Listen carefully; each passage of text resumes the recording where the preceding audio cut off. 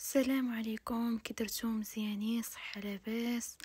اليوم جيت نشارك معكم واحد المنظر جميل جدا من قلب الطبيعه. شوفوا الازهار تبارك الله، منظر جميل جدا. كنت هنا قاعده وقلت نصور لكم شي فيديو لانه ما قدرتش هاد الورد بالضبط انا تيعجبني نشوف بحال هكا. شوفوا تبارك الله كيف تيبان بحال شي زربيه مطلوقه.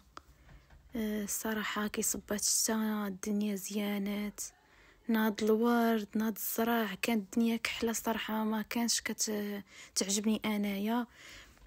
انا كيعجبني هكا كي تصب الشتا، يكون الربيع، يكون الورد، يكون تبارك الله كيف ما كتشوفوا.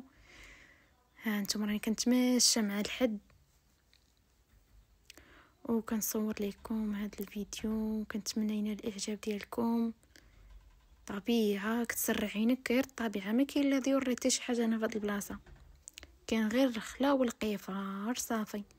وانا كنت كنصور لكم في هذا الفيديو.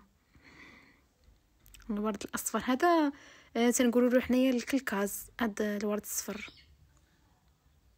يعني بعيده هنا من الدار، وعجبني هذا المقطع هكا، هاد الوريدات هكا، وهذا الشيء ما قدرتش ما نشاركوش معاكم. صراحة سبحان الخالق، والله سبحان الخالق. وشتي جات في وقتها، جات في وقتها، الحمد لله. الدنيا زيانات، بنادم فرح، الحمد لله والشكر لله. كنتمنى يعجبكم هذا الفيديو، ما تنسونيش من الاعجاب، واللي ما مشتركش في القناه يشترك فيها. وشكرا لكم بزاف بزاف، الله يخطيكم والله يحفظكم، ونتمنى لكم فرجه ممتعه، وشكرا جزيلا لكم.